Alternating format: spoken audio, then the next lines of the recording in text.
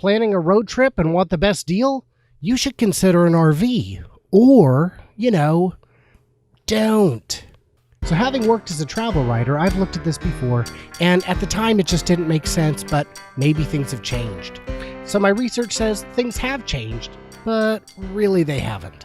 So forget airfare, we're talking about a road trip. Tires, highway, stops along the way. Let's assume 4 people willing to share beds along a 3,000-mile trip over 2 weeks. In this case, my case, the West Coast on a loop. So let's look at RV rental. The biggest name is Cruise America, and with rates like these, who needs enemies? The 13-day rate for a Class C motorhome is $29.90, plus a mileage surcharge at 35 cents adds another $1,050 for the journey. Plus, of course, the cost of gas. So for the sake of argument, I'm using $3 a gallon, though at peak summer months, that's probably low. So that's $900 in gas, assuming 10 miles to the gallon. Now, they say you can get 12 plus. Real life experience from everyone online says you can't. So for 13 days and 3,000 miles, you get a total cost of $4,940 for all your transportation and sleeping needs. That's not bad. Divided by 4, that's only $1,235 a head. But it isn't great. And as it turns out, we can actually do a lot better. Welcome to the sharing economy. So as much as Uber has made taxis better and cheaper, and Airbnb has made hotels arguably cheaper and better, RV Share connects RV owners with RV renters and passes the savings on to you. Well, some of the savings anyway, but we'll get on to that. A comparable Class C RV, though a bit older, rents for just $25.90. And you get 100 free miles included per day. But the remaining 1,600 miles will cost you $800. The gas is the same, $900, for a total price of $42.90. Oh my gosh, you're saving $650. That's great. But $42.90, $1,072 a person, that's not a huge discount. It still seems really expensive. At $330 a day, couldn't you just rent a car and stay in hotels for less money? All right, let's crunch the numbnuts. On Costco Travel, I can get a car for $430 for the same 2 weeks. There's no mileage charge as long as I stay within the US. The high MPG rating on a Chevy Cruze with air conditioning means the gas would only be $257 instead of $900. And hotels vary, but it's not hard to find a decent room along the West Coast for $100 a night.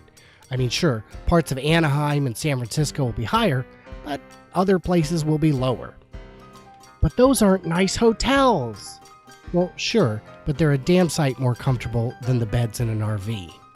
So the total cost to rent a car, pay for the gas, and stay in hotels is $1,987.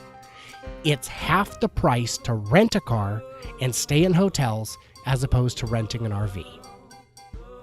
Well, RVs have benefits though, right?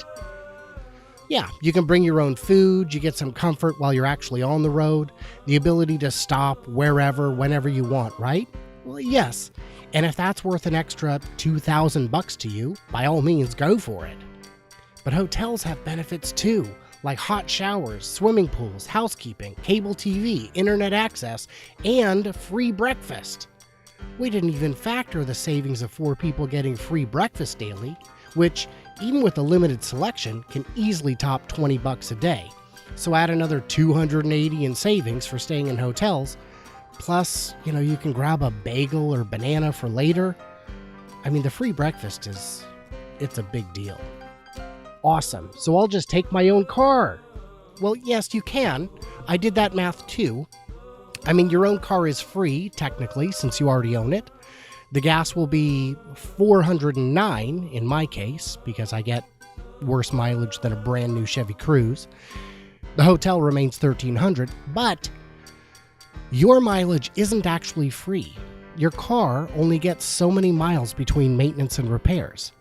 I buy used cars cheap and figure my 100,000 mile cost of repairs plus purchase minus sale cost at about $10,000 per 100,000 miles. That means 10 cents a mile.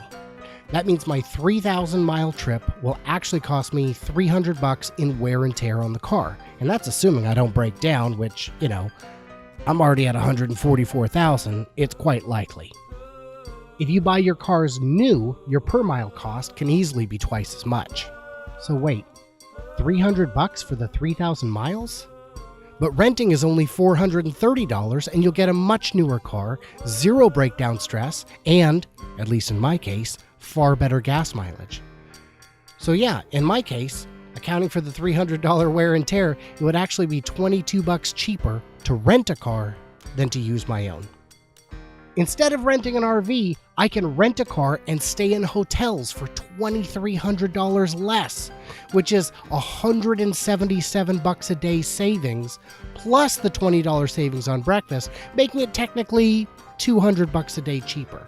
And that's without having to drive a stressful behemoth, struggle to find parking in urban areas, and often have to bed down in the sketchiest of places, if not outright pay to be in an RV park, which in many cases costs as much as a hotel room would. What? Do you know how much fun stuff you could do with an extra $50 per day per person? Plus, with an RV, it can be hard to extend your trip if you want to, since they're booked months in advance with little leeway on return dates. Hotels don't care, and in my 25 years of renting cars, I've never had an issue with bringing a car back late, whether it was by a day or a week. Next week, I'll cover part 2. Why you should never buy an RV, and why you definitely should. So if you're going on a road trip, save yourself the stress, cost, and hassle of an RV, or even taking your own car. Rent a car, book cheap rooms on a site like Agoda, and whatever you do, send us a postcard. I mean, we almost never hear from you guys. Come on. Could you at least leave a comment below?